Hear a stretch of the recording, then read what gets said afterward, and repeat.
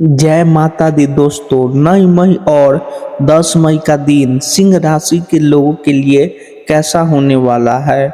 चलिए सबसे पहले इन दो दिनों की तिथि, नक्षत्र और योग की बात करते हैं। अब यह जो 9 मई का दिन है, यह शनिवार का दिन है।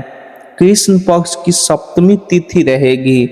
चंद्रमा मकर राशि और श्रवण नक्षत्र में होंगे।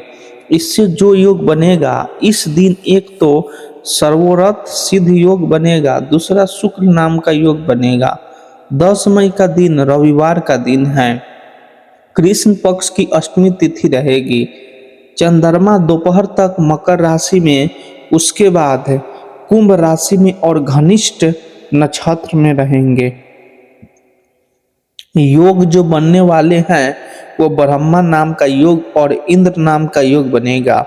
अब इन योगों का प्रभाव आपकी दिनचर्या को कैसे प्रभावित करेगा, यह 2 दिन आपको लिए क्या कुछ लेकर आए हैं, कहाँ लाभ कहाँ हानि, क्या आप छोटे छोटे उपाय कर सकते हैं, चलिए जानते हैं। अब देखिए, इन दोनों दिनों की मैं एक साथ बात करूंगी।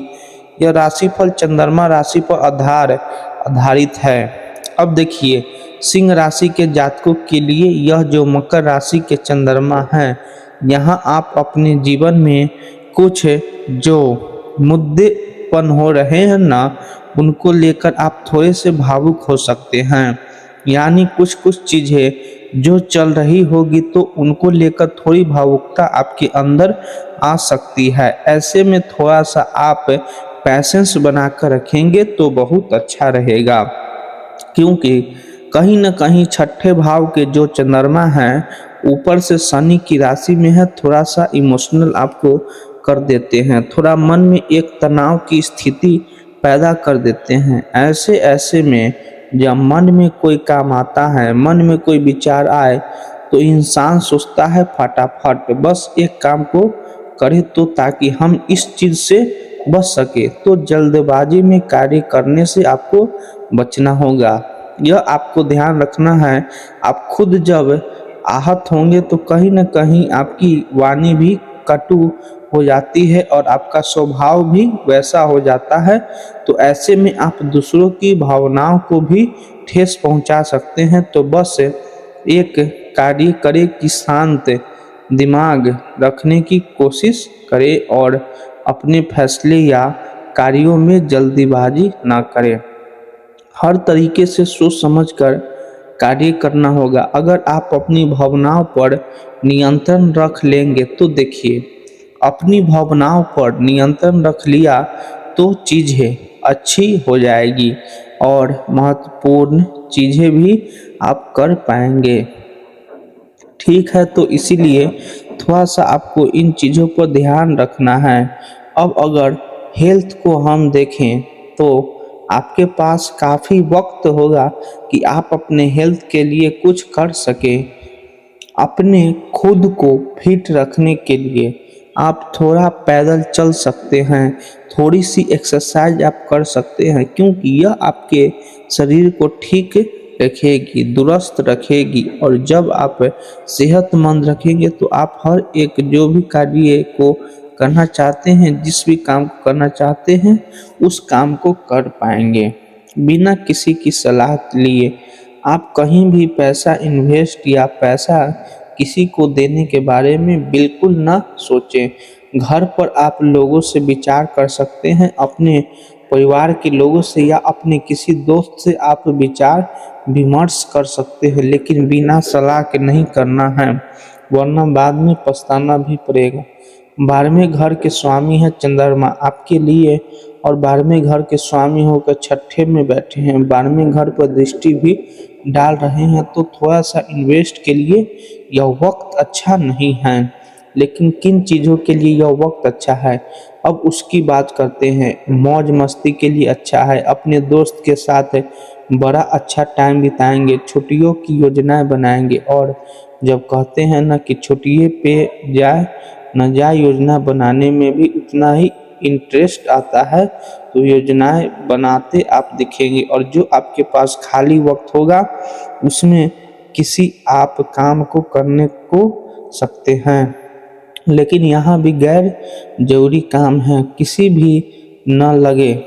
ध्यान रखें, गैर जरूरी कामों से दूसरी बना कर रखें। अगर शनिवार का जो दिन रहेगा ना, इस दिन आप काम काज के सिलसिले में किसी मीटिंग वगैरह में आप जा सकते हैं। और देखिए, कोई मीटिंग अगर आप अटेंड करते हैं इस दिन, शनिवार के दिन बात कर रही हूँ मैं, तो उसका परिणाम आपके हक में रहेगा, जो आपके पॉजिटिव वाइब्स से भी भर देगा। अगर आपके मीटिंग व्यक्ति के संपर्क में आएंगे जिससे आपको भविष्य में लाभ होने वाला है, आप भविष्य में उसके साथ मिलकर कोई कार्य कर सकते हैं या कुछ भी किसी भी तरीके से उसके साथ आप जुड़ सकते हैं।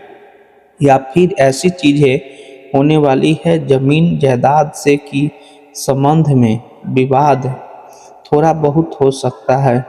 अगर आपको पहले से लग रहा है कि यह चीज़ें होने वाली है, तो आप थोड़ा शांत रहकर चीज़ों पर काम करें। और देखिए, हाल ही में अगर कोई कानून तर्क वितर्क होते हैं तो आप उस चीज़ का भी वहाँ थोड़ा सा आप दिखा सकते हैं। कानूनी तर्कों को आप सहारा ले सकते हैं। अगर इस तरह की चीज़ों में विवाद हो सकता है तो सहारा ले सकते हैं, लेकिन अभी बिल्कुल एकदम कानून के उसमें फंस न जाएं। आप थोड़ा सहारा लेने की बात करें ऊपरी ऊपरी, और अपनी सुरक्षा के भी आपको ध्यान रखना है। अपनी अंतरात्मा आपको सुननी है। अपनी अंतरात्मा की आवाज़ कहते हैं ना, कई बार जब हम आराम से बैठते हैं, धैर्य से हम बैठते हैं, तब हमें रियलाइज होता है कि क्या चीज़ें अच्छी है और क्या चीज़ अच्छी नहीं है। लेकिन जब हम एक ही टोन में रहते हैं, एक ही चीज़ हमारे माइंड में चल रही होती है, तो सारी चीज़ें हमें अपने अनुरूप ही लगी रही होती है। तो इसीलिए थोड़ा पेशेंस के साथ आपको कार्य करना होगा। और अगर मसाला सुरक्षात्मक मसाला है कि आप उसको नहीं सुलझा पा रहे हैं, तो सुरक्षात्मक ढंग से प्यार से सुलझना चाहेंगे तो आसानी से सुलझ जाएगा। तो यह कुछ इस तरह की चीज़ें हैं कि इसको आप यह नहीं कर सकते यह दिन आपके लिए बहुत बुरा है, लेकिन हाँ, कुछ चीज़ों को सुधारने का मौका आपको ज़रूर मिलने वाली है। और धन संपत्ति के मामलों में भी ठीक ठाक है, पारिवारिक जीवन में भी अच्छी है। यहाँ रिश्तों के मामले में काफ़ी उत्तम समय रहेगा। वैवाहिक जीवन हो चाहे प्रेम जीवन हो, इन दोनों ही मामलों में यह समझ बहुत अच्छी रहने वाली है। हो सकता है यह तो हो सकता है कि आपका पिता या आपका कोई बड़ा भाई आपको किसी गलती पर डांट दें, लेकिन आप उनकी बातों को समझने की कोशिश करें। जीवन साथी के साथ मिलकर बेहतरीन यादें आपके लिए रहेगी। काफ़ी अच्छा वक्त बिता पाएंगे। वीकेंड का समय है, इस वीकेंड पर आप कहीं छोटा मोटा ट्रेवल भी कर सकते हैं, आप कहीं डिनर के लिए भी जा सकते हैं। इस तरह से कार्य करेंगे तो आपकी बॉन्डिंग भी अच्छी रहेगी और अच्छी सामंजस्य बना रहेगा। अब यह जो 10 मई का दिन है, यह जो रविवार का दिन है, अब इस दिन कुछ लोगों के लिए छुट्टी का यह समय रहेगा और चंद्रमा मकर राशि में ही होंगे। कुछ लोगों के लिए पेंडिंग कामों को पूरा करने का है और कुछ के लिए यह कामकाज ही दिन रहने वाला है। तो जो भी एक्सपोर्ट इंपोर्ट के काम जुड़े हुए हैं उनके लिए ठीक ठाक है, अच्छा है। उनके लिए मैं कहूँगी फिर भी अच्छा बना हुआ है। और अगर आप एक समाज सेवी हैं तब भी आपके लिए काफ़ी अच्छा समय रहने वाला है, उत्तम रहेगा। दोनों दिन रिश्तों के मामले में अच्छे हैं। पारिवारिक जीवन, वैवाहिक जीवन, प्रेम जीवन दोनों ही मामलों में अच्छे हैं। प्रेम जीवन के मामलों में ही काफ़ी उपयुक्त यह समय रहने वाला है। वही हमें शिक्षा की बात करें तो शिक्षा के मामले में इन 2 दिनों में देखिए, सिंह राशि के जातकों के लिए धनु राशि यानी कि गुरु की राशि यह होती है पंचम भाव की शिक्षा के भाव की राशि और गुरु की दृष्टि भी वहाँ है।